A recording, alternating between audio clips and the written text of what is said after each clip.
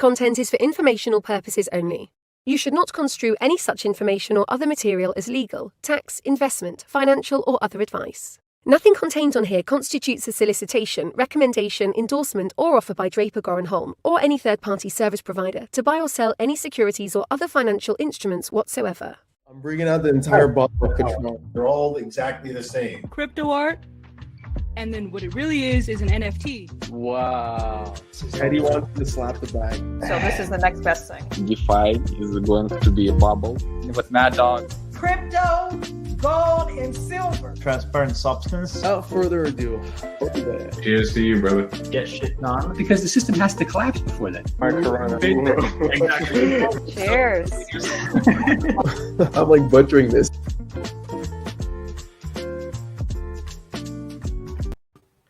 What is going on, BV Nation? Adam here from Blockchain and Boost, your host, your one and only. And for those who are new to Blockchain and Boost, welcome if it's your first time. For those who are regulars, join the actual stream. Let me know where you're tuning in from. What are you drinking? And before I introduce our very, very, very special guest, where I'm personally very excited for, I want to give a shout out to Cointelegraph. We have this brand new media partnership going on. Session 48 weeks long, and now Cointelegraph is on board, which is why you're seeing it over there. And for those who are new to Blockchain and Boost, really quick, 1 hour with the mayor and I, and then 1 hour in the networking session where everybody that's watching live gets to meet one another. It's going to be a lot of fun. And really quick, before I introduce the next guest, I see people kind of tuning in from Atlanta, Georgia. I see people drinking. He's got my glass chilled. From Miami, we got locals, we got international people. Okay, Indiana, cool. Really quick about me, my name is Adam. I'm the host of Blockchain and Boost. I'm the ops manager at Draper Goren Holm. And outside of doing early stage investments, we also put on kick-ass events like Blockchain and Boost, amongst other things. And just to show you how communicated driven we are, we have over 100 events that we're putting together this year just for you guys, like LA Blockchain Summit, the Global DeFi Summit, amongst others.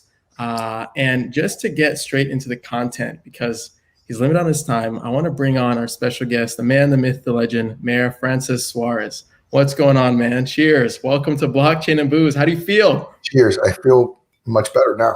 You feel much better. What are you drinking? I'm drinking Estrella beer. And the reason why I'm drinking Estrella beer is because my wife was born in Spain, and this is what she buys. So I'm drinking Estrella beer. Shout out to Estrella. Cheers to you, man. Thank you for being on Blockchain and Booze. You've made some headlines. You're a crypto magnate. You're a Bitcoin magnate. You've built yourself up quite a name in the crypto industry, so much so that you're on Blockchain and Booze, right? And just so we what's that? It's huge. It's huge, man. It's huge. Just so we kind of jump into everything. Tell me a little bit about your family, your background, and how it's led to kind of where you are today. And I think it's a very interesting story. And as you kind of get further into the crypto space, I think it's important that more and more people get to hear it. Well, thank you for the invitation. Yeah, my family story is interesting. Our parents emigrated from Cuba. My parents in the 1960s. My dad was the ninth of 14 kids. My grandfather was an academician in Cuba. He was the dean of the engineering college in Villanova University. And he came to this country with 14 kids, no money, and emigrated to Washington, D.C. My dad, who was the ninth, got a full scholarship to go to a very, very exclusive Catholic prep school in the D.C. area. Ended up learning the language at 12 years old when he first got here. At 17, took the SAT, got almost a perfect score, got a full scholarship to Villanova University in Philadelphia, where he studied mechanical engineering and graduated summa, and then went on to get 2 graduate degrees from Harvard. He got his law degree and his master's in public policy. My mom immigrated to Miami. They met down here, and I'm the oldest of 4. I'm the only boy, so I'm the oldest son. I have 3 amazing sisters that are incredibly accomplished. I took the plunge into public service 11 years ago, really 13 years ago, because I started running for my commission office 2 years before I actually got elected. And I got elected as a commissioner. People often focus on my election for mayor, which I got elected by 86%, which was awesome. But they don't realize it's like a saying in our African American churches here. They see the glory, but they don't know the real story. I got elected in 2009 as a commissioner by 262 votes. So I often tell people if 131 people would have changed their mind, we probably wouldn't be having this conversation. Nice. And I remember catching, doing some research about you, and you're pretty new to Twitter. You haven't been so active until recently. You're primarily focused on Instagram. That's correct, right? Right. That's okay. Right. So go ahead. Yeah. No, I was going to say that for whatever reason, I felt like Twitter was more toxic and was negative. And what's interesting is, and so I focused a lot on Instagram, and for whatever reason, my Instagram grew significantly. What's interesting now is my Instagram is at about, I think like 82,000, and my Twitter is at about 77.5. So I'm catching up. But what I realized in the tech space and in the crypto space is how connected people are, number one, and number two, how positive they are. And that to me was really what's driven me. Like people ask me, like, what's driven you? Well, what's driven me is two things. One is the idea of creating a Miami of the future, right? Which is a cutting edge city where, people that are your age and my age and my children's age, I have a 7-year-old and almost a 3-year-old, where they're going to be able to thrive and be successful in the future. Understanding that tech, whether we like it or not, doesn't matter what part of the partisan aisle you come on, it's part of our economy. It's part of our life. It's how we make decisions. It's how we communicate, and it's not going anywhere. So if we don't figure it out as a city, any city, it's not just Miami, any city in the planet doesn't understand that fundamental fact and doesn't try to build an economy based on that, they're getting behind. They're getting lost. Yeah, and because you've been so active on Twitter, you've actually had one of your more exciting posts recently that you published on February 11th, right? This statement, really quick, give us a brief about that statement. I think the one that you're talking about, which is in many ways my most, believe it or not, my most viewed post, and I think the one with the most impressions, was right after a council meeting where we passed a resolution that allowed for us to do three things. One was to potentially pay our employees in Bitcoin. The second one was for us to receive Bitcoin and other cryptocurrencies potentially as payment for fees and services. And the third is to consider whether it was legal and possible to actually hold Bitcoin as an investment asset.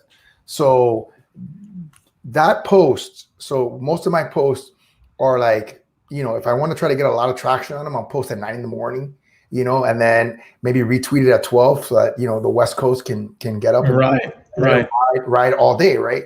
I posted that, I think, at 10:30 at night, and it got 2 million views, the video, which I posted, and I think it got 6.5 million impressions. So, incredible.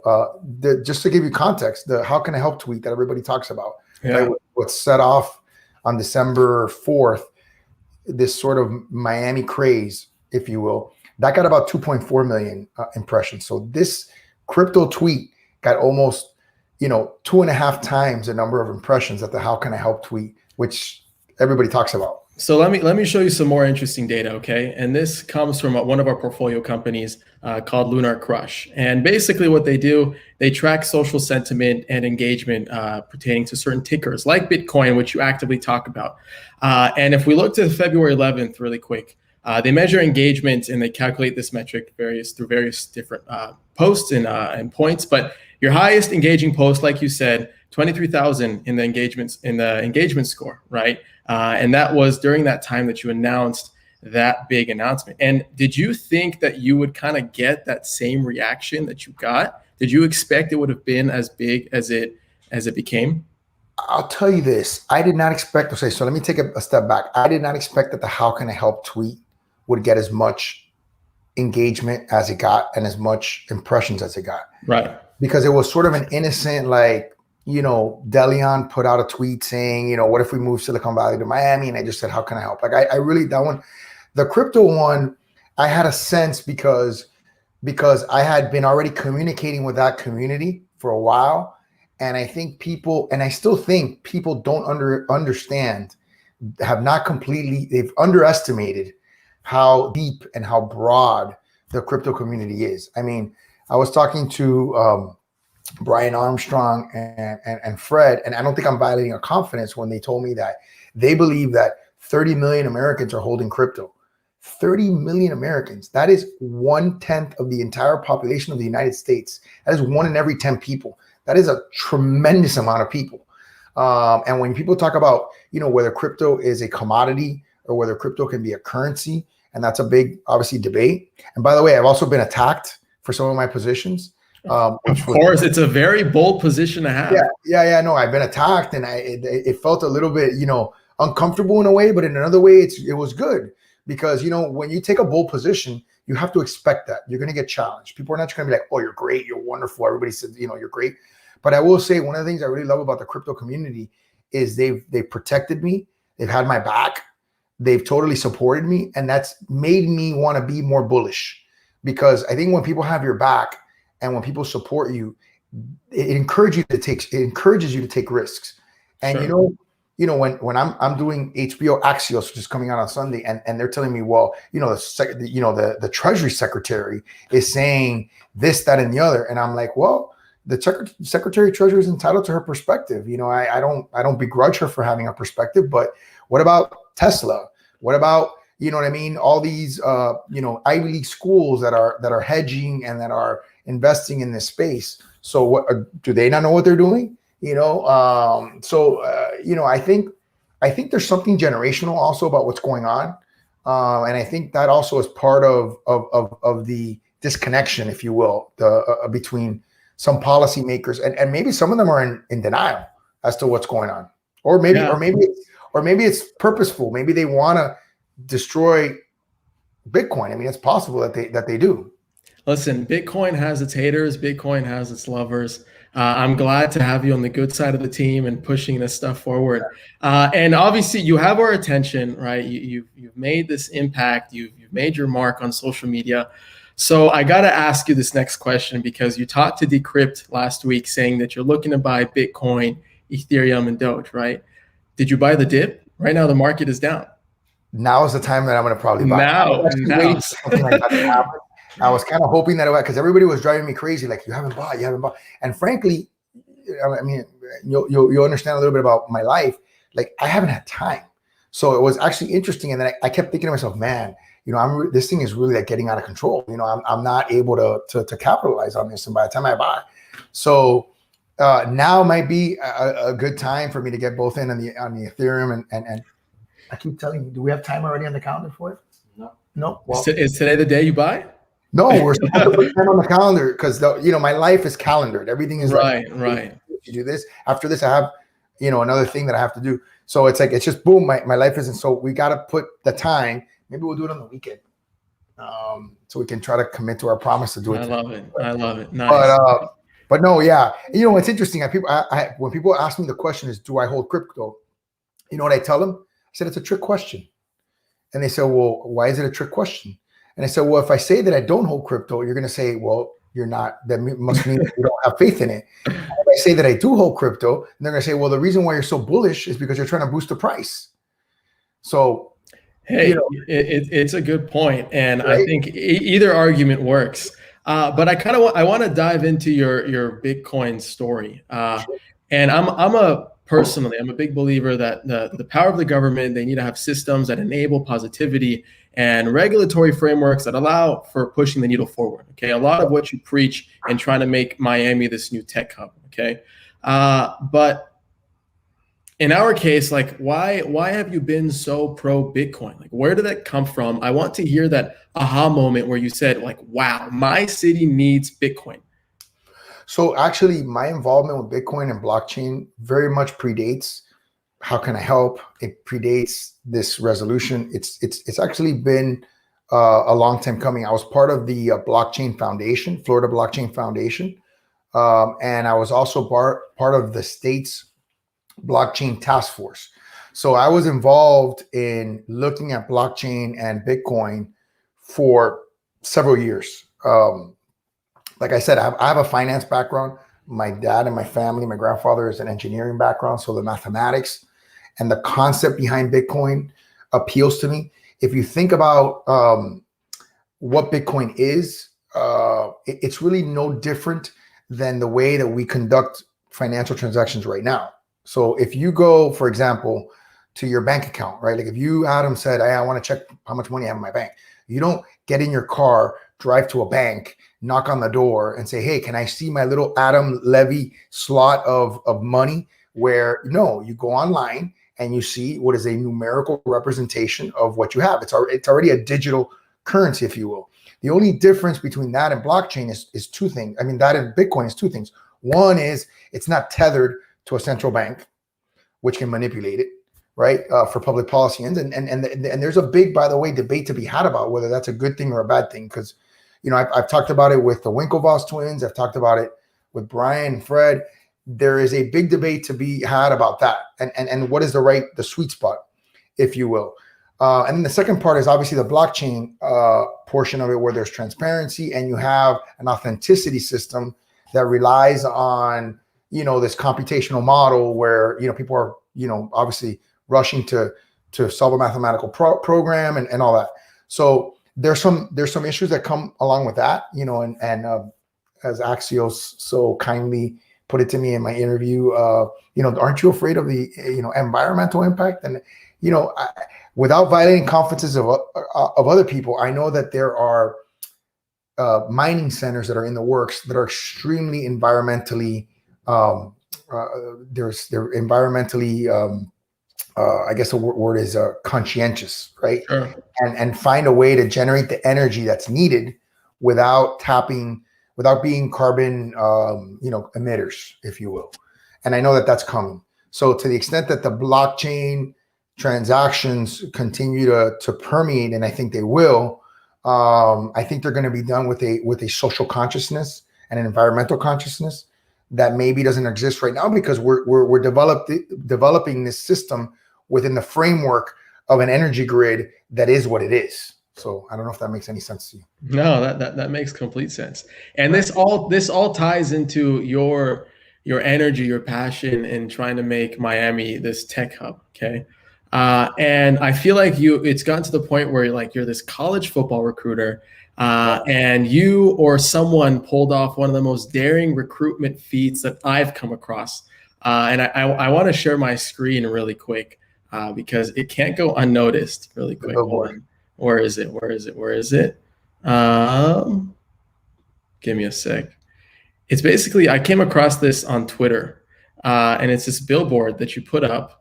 I don't know if it's you or someone else put up in San Francisco, but basically it says, thinking about moving to Miami, DM me. And what's even more perfect about this, that it's on top of a for-lease building that's looking for vacancy, right? So you've completely put on this role of trying to move people from New York, from San Francisco. I don't know if it's been directly or indirectly, right? But just your energy, your passion during this time has attracted such a crowd. And share with me more about your strategy in getting more people, more companies, more innovators to Miami. So my strategy has been, to describe it, organized chaos, right? It's been, you know, taking advantage of opportunities. It's been being bold. It's been understanding trends. It's understanding the fact that I'm the only elected official in America talking about this for some reason. It's understanding that cities are continuing to make the mistake that happened in Cuba, which is to push out the productive class of a city or country and then wonder why it implodes. You know, continuing to tax people, not being grateful for people who create high-paying jobs and blaming them for all of society's problems instead of looking internally at government's failings. Just, you know, to me, it's like history repeating itself. So it's not actually that complicated. And as a marketer, you know, and by the way, a lot of this campaign and this 3 months has been, you know, people coming to me with suggestions that I just thought were good suggestions. I mean, today I saw, you know, a mayoral candidate for New York, Andrew Yang, was doing push-ups at a CrossFit gym, and I like CrossFit. So I challenged him to a push-up competition. I mean, not a big deal, you know, kind of fun, you know, stuff to keep things light. But those are the kinds of ideas that we come up with, and they've resonated. I think the billboard obviously resonated big time. There it is. And, you know, it's something that we came up with. By the way, the for lease thing, that was completely coincidental. Well, so were you behind that, or was someone else behind that? The billboard itself. Yeah. So I was involved. Let's put it that way. I gave the check mark creative content. Yes, I agree with this. This is a good idea. Nice. Did you ever hear back from anyone from San Francisco, like any government officials? No, I'm actually friends with the mayor. She's a great person. I'm not, as a human being. She was in Miami during the Super Bowl, the last Super Bowl in last January before this one, and her and I are Aspen fellows. She actually we were on a Clubhouse chat, and she actually tweeted at me, texted me saying, "Hey, stop stealing my techies." And I told her, I love you, but I'm not going to stop stealing your techies. It's friendly. I mean, I care about her. I mean, I know Eric Garcetti, and so I know it's tough. But look, we live in a competitive world, and I think we want to be the most dynamic city in the world, and we want to be that because we want to do it for our kids and our grandkids. And I feel that if we're not doing it, we're getting behind. And my job is to be an ambassador for the city, but my job is also to create high-paying jobs. My job is to create the kind of economy that we can thrive on. And it was really a 10-year passion project that took that V curve moment after the "How can I help" tweet. But for me, it's been something that I've been thinking about actively and supporting that community, the ecosystem, for many, many years. Yeah, and just jumping into that "How can I help" tweet, people think that's might have been such a calculated tweet, but I feel like you really approach it from the perspective that if you saw anybody in need of help, you ask, "How can I help?" It's a very straightforward, very common sense type of thing, reaching out your hand to do. I totally did not expect that it would be that viral. I didn't realize number one, I didn't realize. So multiple admissions. Admission number one, I did not realize that was the VC calling card at all. That was more like just something that I would say naturally. Number two, admission. This is kind of tragic, but true. I didn't even know who the Founders Fund was. Number three, I didn't know who Delian was. So I didn't know any of these things when I did that. I just saw a guy who tweeted, "What if we made Silicon Valley in Miami?" And I said, "This sounds like a good idea. We've been trying to do this for 10 years. How can I help?"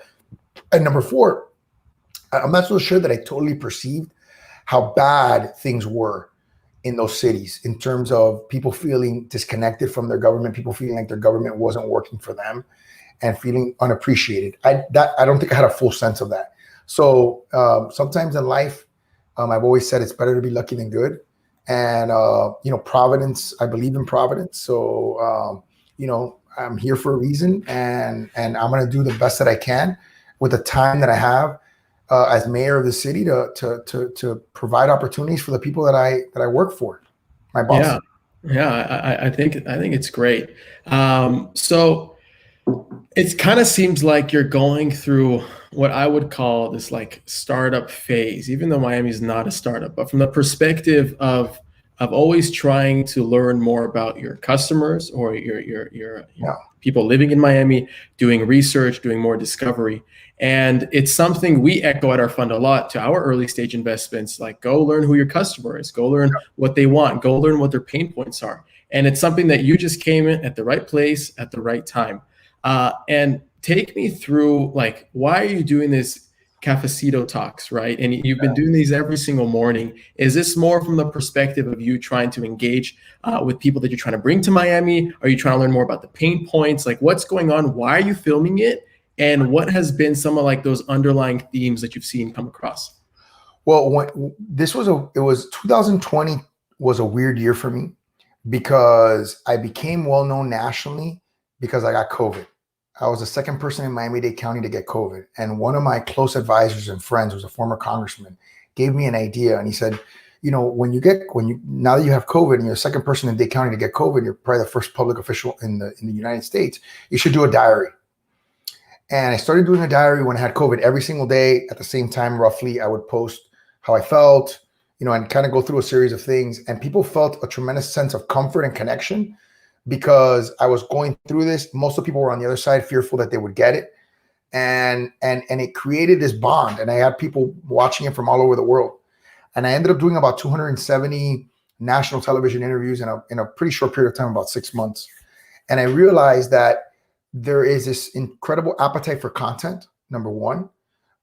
There's these new vehicles like this podcast where you can get that content out and you can get real viewership. You're not constrained anymore to sort of the traditional things. And then I think the second part was, when you want to change, if you're thinking about changing your reputation, if you're a human being, right, and you want to be known as something different than how you're known, it takes time, right? The only way to change your reputation faster is to amplify the message and to keep the volume up, right? And we live in a world of 24-hour news cycles, and we live in a world where it's very hard to keep the attention of the world on you.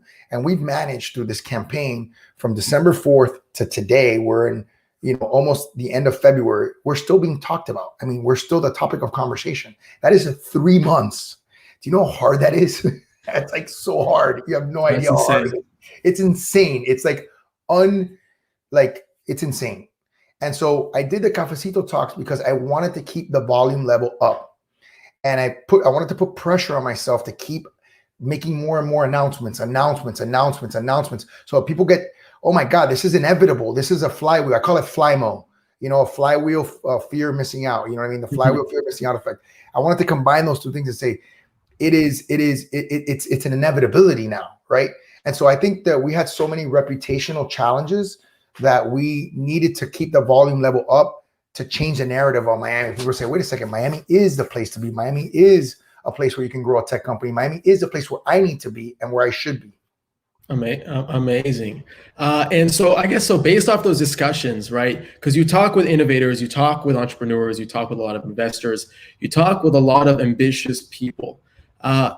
Based off those discussions, what are some things you plan on doing to make the city of Miami stand out as a tech hub when compared to Silicon Valley? Because it's a big weight to have on your shoulders, right? Silicon Valley has birthed tremendous things, right? And here comes Miami with its energetic mayor trying to create just as much noise and just as much damage. Like, what are you trying to do differently?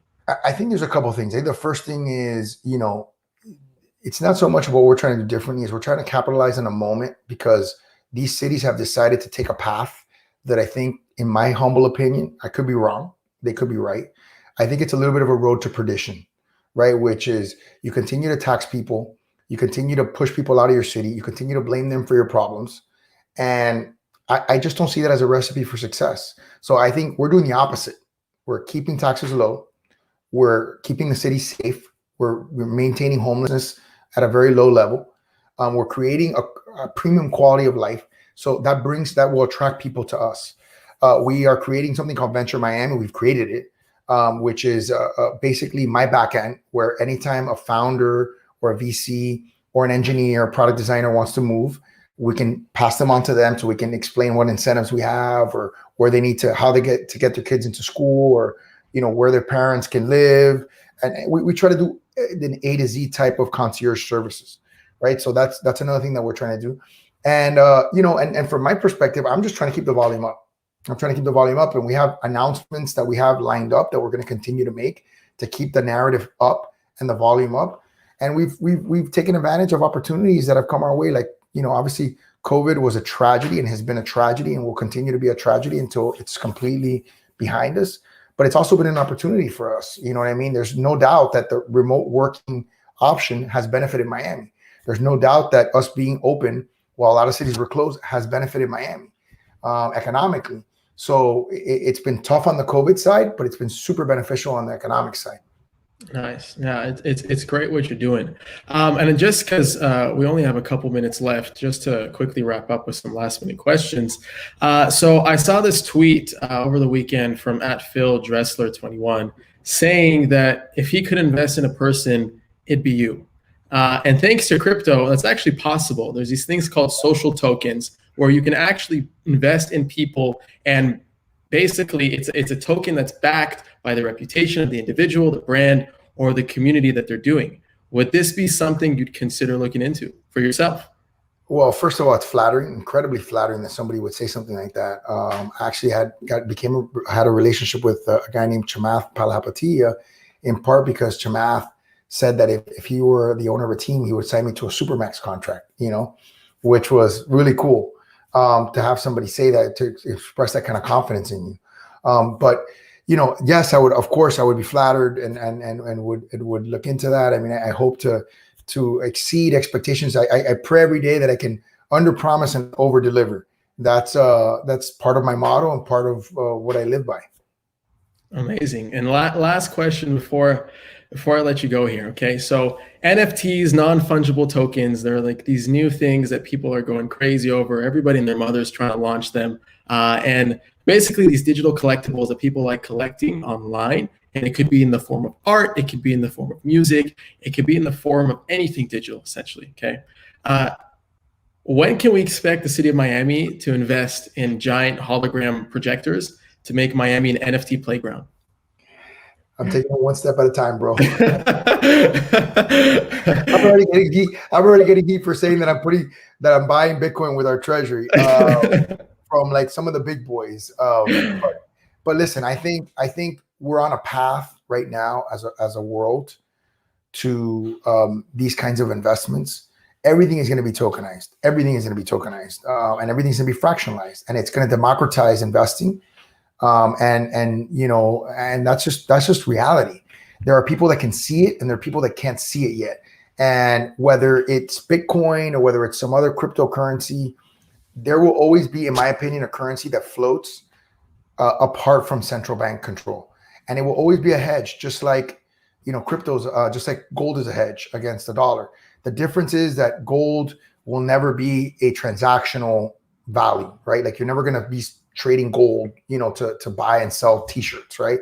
And I believe that, and I've said this publicly, that the minute Apple or Amazon or both say, hey, we'll accept Bitcoins for our transaction, it's like game over. Because at that point, you can fractionalize Bitcoin at any level, and it doesn't necessarily have to be Bitcoin. It could be Ethereum. It could be any crypto that's well-based, that's well-coded. And and now it's an exchange of value. So I think the big issue is going to be, how do governments who want to maintain some level of control over the monetary base, and there is some interesting debates that need to be had around this about what is, like, for example, when the banks were failing, what I mean? Was it important that the government came and gave $800 billion to bail out the banks? Did that create some level of stability? Right now with COVID, do we need a $1.9 trillion spending plan? Is that going to maintain a certain level of order in our society? So, there's a Latin phrase called caveat emptor. You know what caveat emptor means?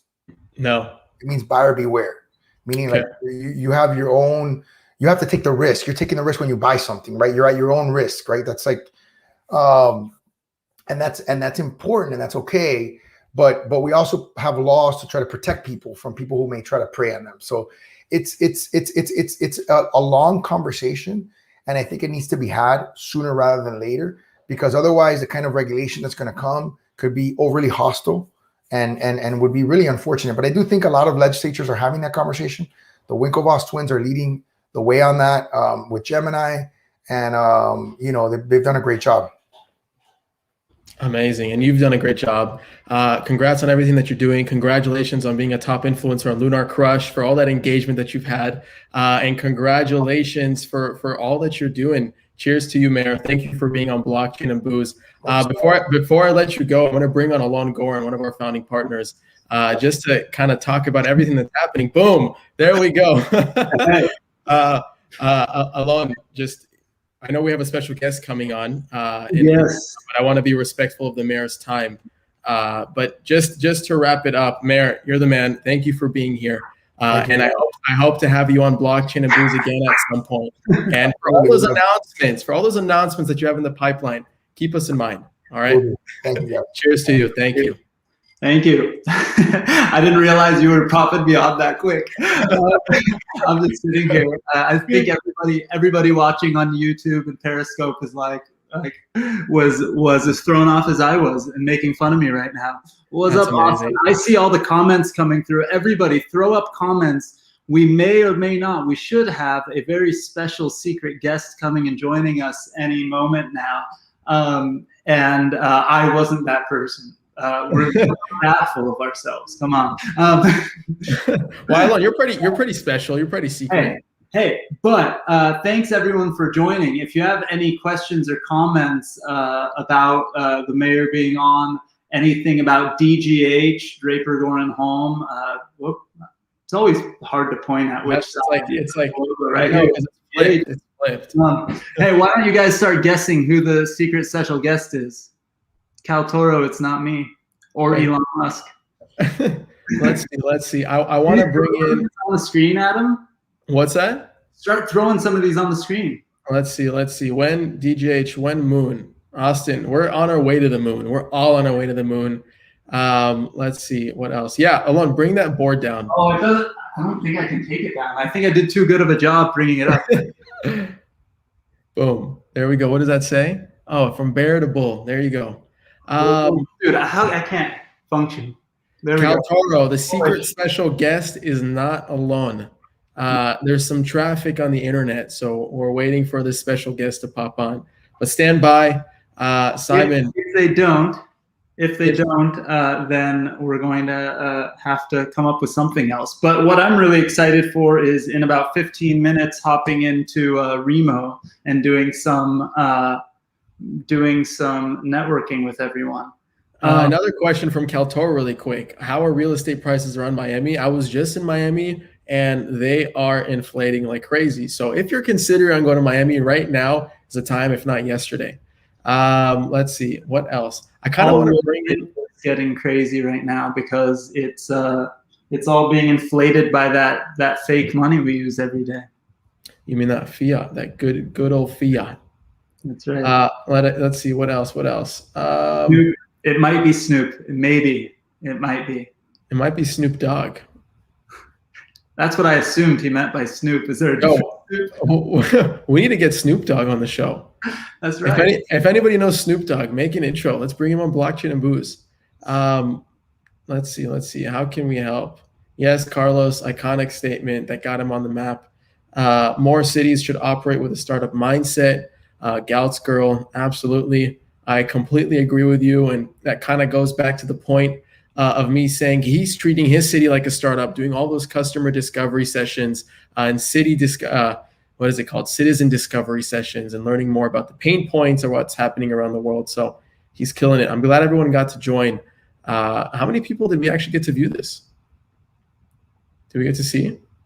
No, I can't. You can see some of the stuff. They're probably into the thousands on Periscope already, but we'll find out after the event. We'll report back on everything. This is a good time to also thank Cointelegraph. Yes, shout out to Cointelegraph. Yeah. Blockchain Radio. Yes. Blockchain Radio.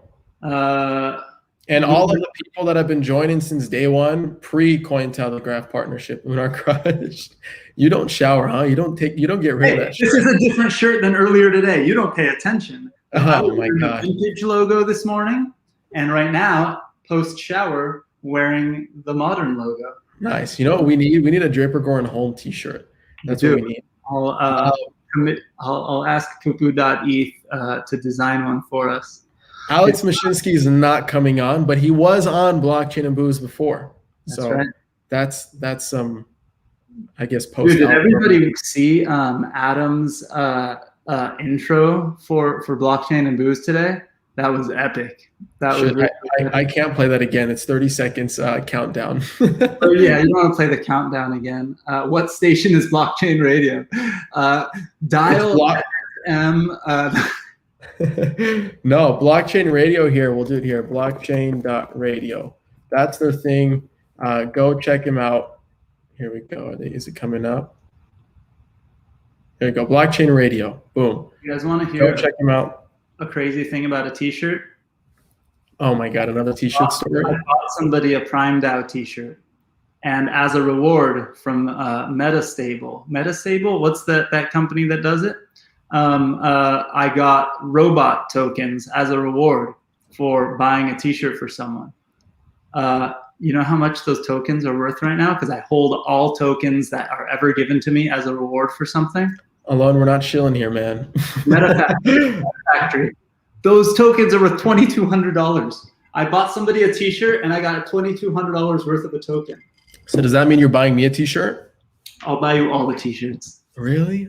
Yes. All the t-shirts? Yes. Let's see. Keys is a big time T-shirt collector.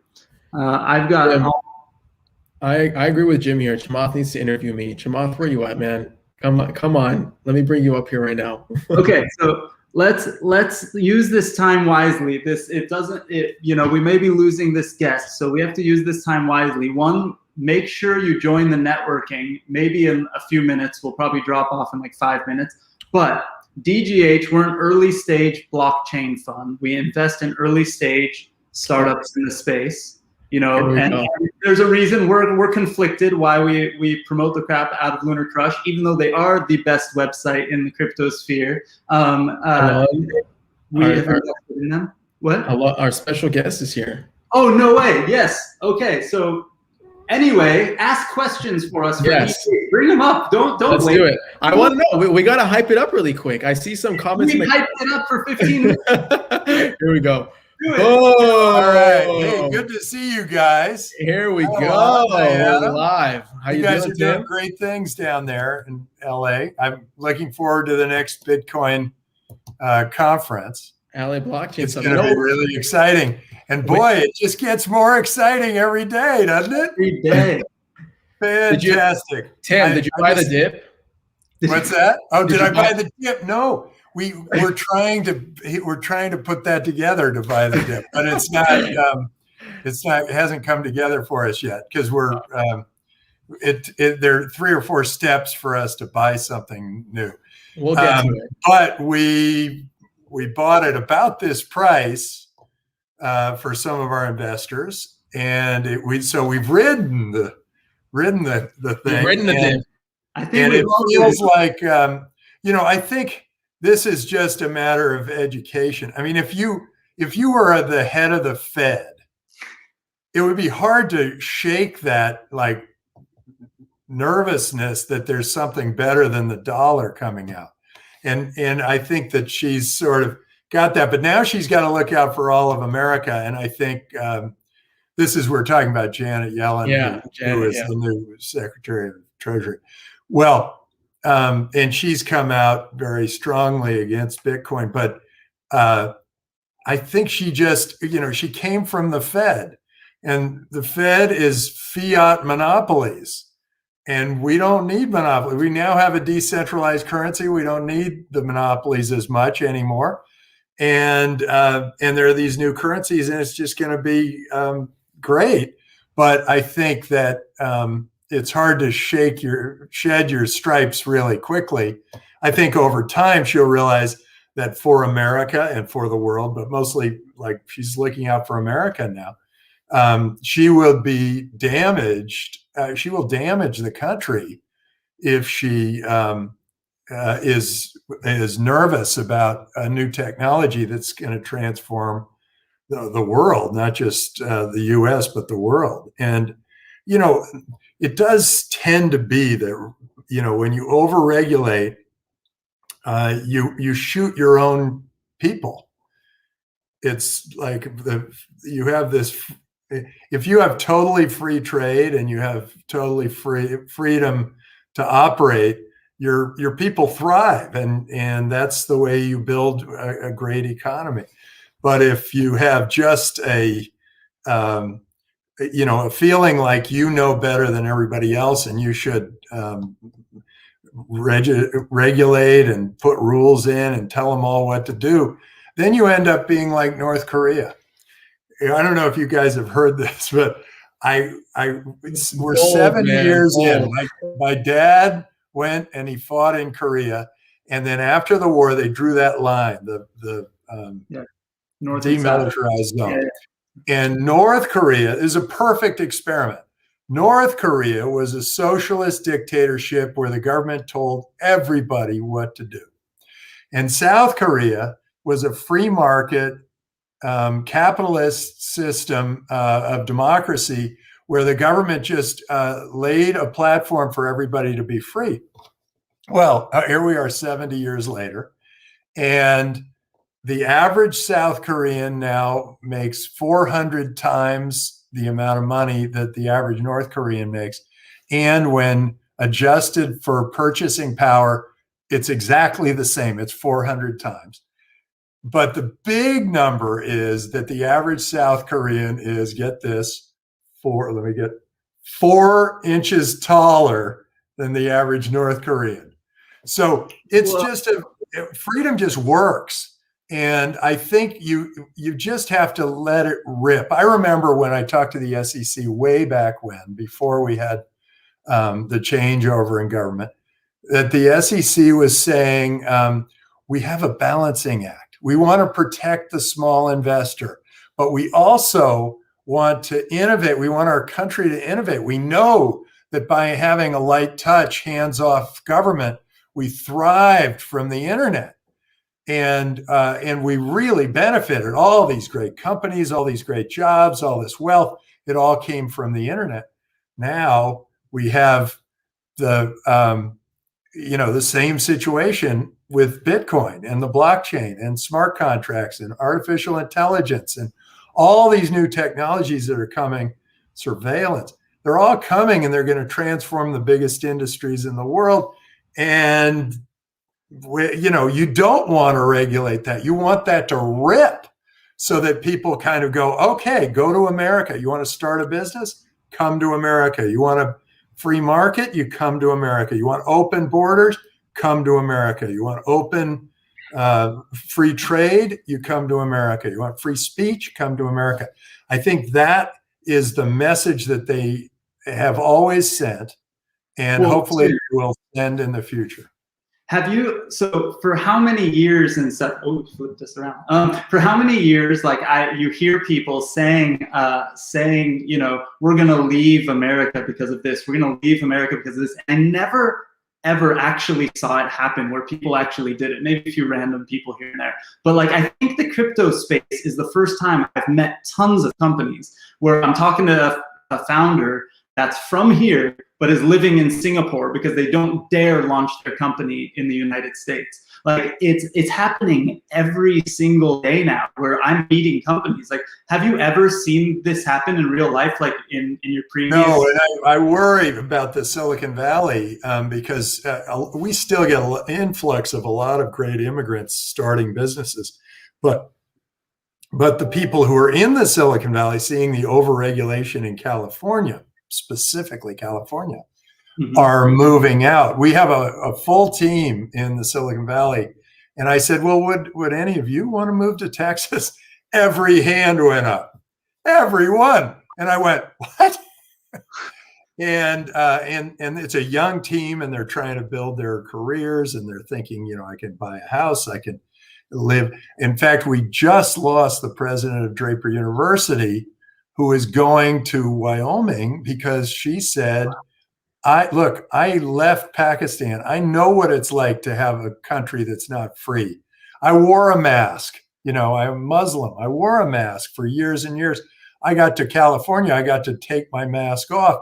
Now they're forcing me to wear another mask, and they're keeping me in place. And I got to get out of here. So she's going to the place that's the freest.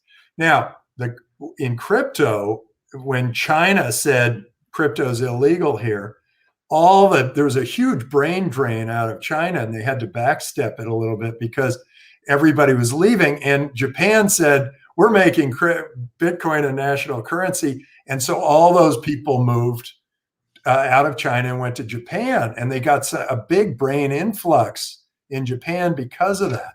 And then, of course, Binance was Chinese. And when they said, what you're doing is illegal and we're going to fine you, he just left.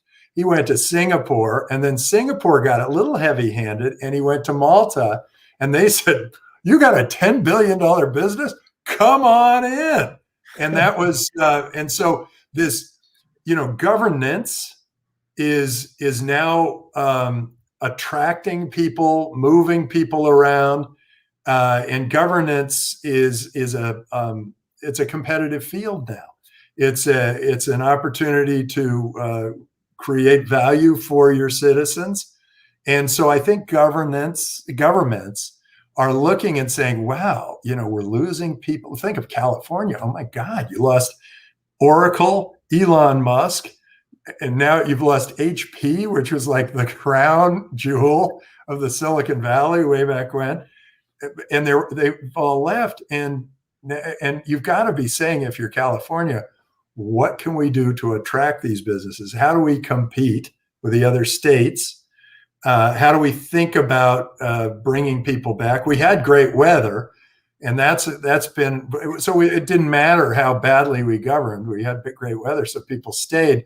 Well, now they're leaving, and people go, oh, well, it's just billionaires. Get rid of the billionaires. Great, you get a billionaire out of California. You just walked away from something between 50,000 and 100,000 jobs. You take your you lose your billionaires, you lose 100,000 jobs.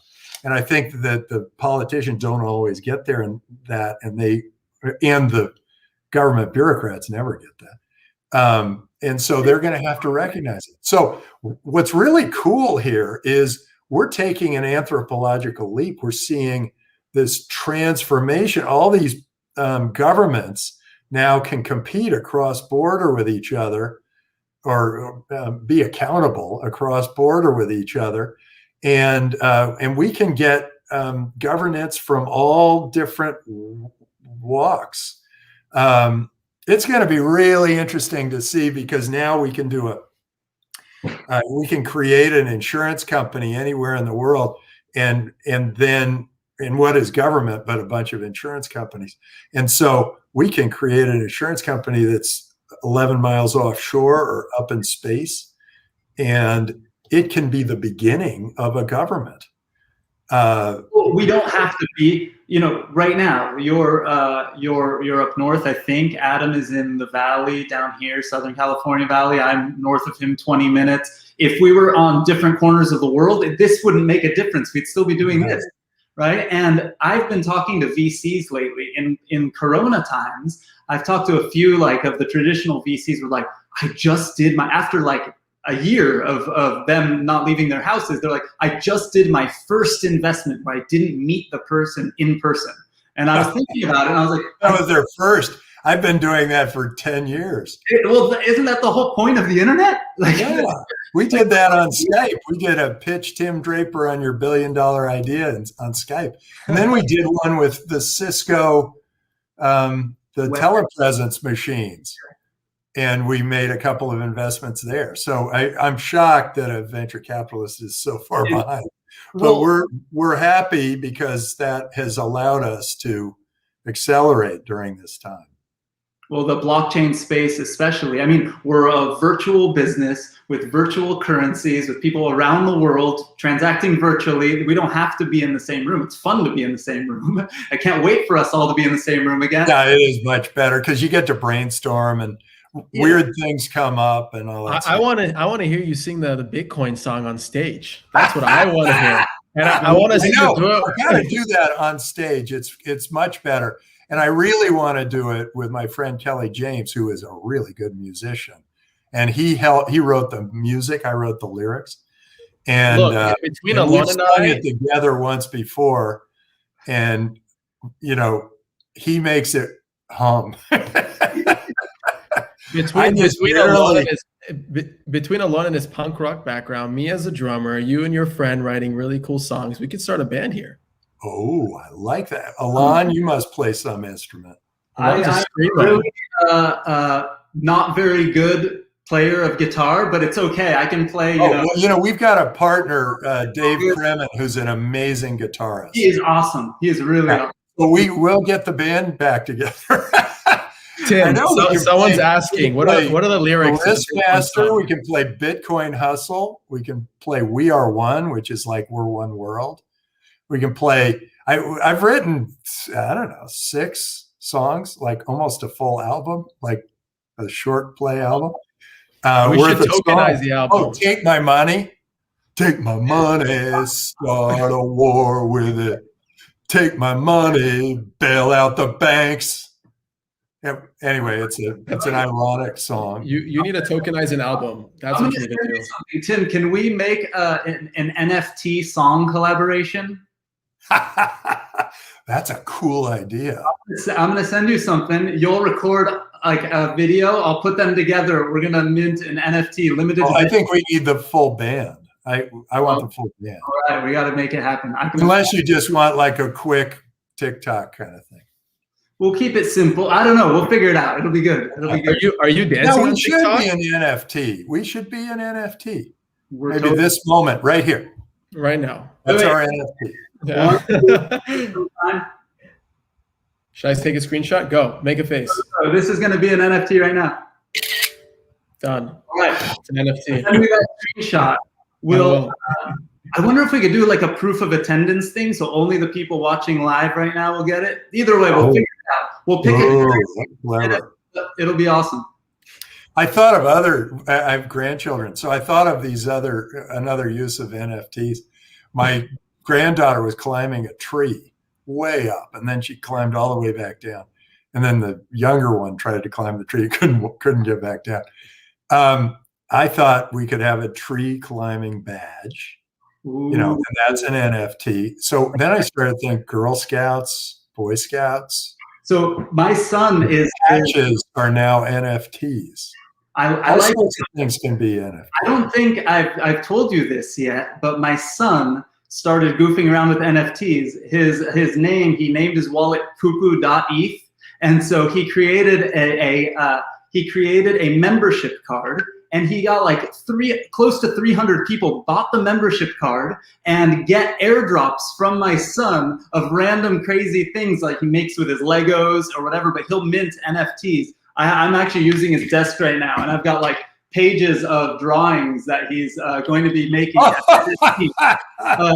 Real collections, like this kid has made, I joked with him that he made thousands of dollars in these last few months selling NFTs. And I told him I had to work for like 6 months, a year of delivering auto parts when I was a teenager to make that much money. And he's just making it by creating NFTs. Oh my God. Wild. It's wild. Yeah, he'll issue a coin soon. So I got to ask you, are you active at all in the NFT space, Tim? Have you been buying? We have one investment so far. Okay. And it's a game, and it's fun. It's from the guy who's helped start it. Two people started it. One was the woman who helped build Tezos, and one is a guy who is one of the top Magic players in the world. And I started playing him in his game, and I had a little beginner's luck, and he was starting to panic that he was going to lose the game that he's created. And he's a master, he's one of the great Magic players of the world. And anyway, so I was about to take him down, and then I had my next meeting. Yeah, by the way, that game is it's coming out in a few months. I just caught up with Kathleen. It's called Emergence. They've changed their name a couple times. Yeah, COAS, I think, but I think the actual game. But the also on speaking of Tezos, we just made DGH our first investment in a platform for NFTs too that are going to be launching on Tezos called Calamint. So that's going to be pretty cool. That's exciting because I think that's one of many great applications for Tezos. I think you're going to be, anything that needs a light platform and can do what do they call them? Contracts. Smart contracts. We can operate smart contracts. I think that's going to be really interesting on Tezos. So I'm very excited about what that means for Tezos and what Tezos can do for a whole bunch of other applications. It's going to be really interesting. I think developers are going to say, hey, I need to use Tezos for this because it's proof of stake. I want to use smart contracts. I want it to be light. I don't, you don't always need to do it all on Bitcoin. Correct, and I think that there's going to be some really, really cool use cases that make it different. So something I learned actually from Kathleen about a year ago, and then I did a bunch of research on smart contracts and the NFT tokens specifically on Tezos is that for example, the Poo-Poo tokens, I helped my son do them. They're ERC 1155 tokens, and it costs the same amount of gas to make 1 or 1 million of them. But you hold 1 of 1 million. When you do it on Tezos and you hold one of a million tokens, the one that you have actually can be tracked in a way it can't be tracked. So if you play with it in a game, I actually know that this is the card that beat Tim when we played against each other. This isn't just one out of 1,000. And if it's a card that you lose, if you lose the war or whatever it is, that card can move to somebody else, and it can be that specific card. Exactly. You can hold 5 of them, but you just lost one, and now you've got 4 left, or you just gained one. Exactly. There's so many cool things that make it different, right? And then I think each platform you'll find their differences and why they're exciting for you. So Adam, before we sneak off, any last things before we move to the networking portion where everyone can hang in? Man, we could talk about so many things. We just had the mayor on right now, and you were talking about really quick, Tim, about governments and being very forward thinking. He's as forward thinking as it gets. Now, the mayor of Miami has really attracted so many great entrepreneurs now. You know, he wants to make Bitcoin a national currency. He wants to attract all of these, clever entrepreneurs. He wants to keep it, and living in Miami is cheaper than living in California. So people can have houses and all that. So I think he's recognized the same thing that all of Texas has recognized, and Wyoming, that they can be great attractions for entrepreneurs. All they have to do is give them freedom and trust them. Yeah. Trust them. They're going to be great people. They're going to do great things. That's what entrepreneurs do. They're always looking out for the good of the world, and, trust them. Let them rip for a while. And then if they start, creating problems for the world or something, then you can regulate. But that's usually like 10 years in, 20 years in. Well, that's the conversation I have over and over again. I was in this little bit of a, not a feud, but I wrote some articles for the local business journal, because the local business journal is where Brad Sherman lives. And so he's like super anti-Bitcoin. And so they came to me and said, can you write an article that's pro-Bitcoin? And we'll talk about it. And I did this, and so many people are like, aren't these regulations so important? And I keep saying, no, they're not important at all. Go after people who commit fraud. If they commit fraud, give them a penalty that's 10x, as long as you can let us just do the good thing. Let good people do good things, and everything is going to be okay. Yeah, I think these, I would go much heavier. I would have bigger penalties for, identity theft, for hacking, to try to steal money. I would have very harsh penalties for those things. But for these guys who are starting businesses and saying, hey, we want to trade, sports figures on Bitcoin. Really? Do you have to be a security right off the bat? Do you have to go through all that process right off the bat? Why not let them rip and then see what happens? Because it's going to be different. It's going to be something that wasn't anticipated. It's very unlikely for a regulator to anticipate what an entrepreneur is going to do next.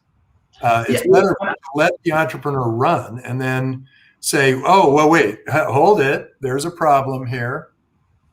You've been doing this now for 10 years, and now we have, 100,000 registered users, and we see that there's a possible problem. Let's discuss that and see if there's something we can do to manage it. I also don't like the idea of the dark cloud. They'll hang out here and say, oh, well, we're the dark cloud. If you mess with us, then boom, we're coming down on you. I think that's damaging. That's the way China operated under Mao, and they had a flatline economy for, I don't know, ever since his long walk. From his long walk to his death, that was a dead economy. Before that, he was actually not a bad leader. But after the long walk, it was a dead economy. And I think you do that by creating an overhang of a threat of government interference. Well, it's great. because when I first met you, like now it was probably 10, 11, 12 years ago or so, when we were talking about crowdfunding, about 10 years ago, we were talking about crowdfunding, and what we really wanted to do at the moment was illegal because they wouldn't allow public solicitation. And it slowly has gotten better, but they move at a snail's pace, and we're moving like a rocket ship. And what's crazy of back then, what we really wanted to do, like if you think about just 10 years ago, we couldn't watch a full-length movie over the internet at that time. Think about what's changed in that time. The rules have basically changed. So different. Yeah, but we were slow. The U.S. was slow to bring on crowdfunding, and so the U.K. gained all the crowdfunding. The U.K. was more open and freer around regulation, and they won.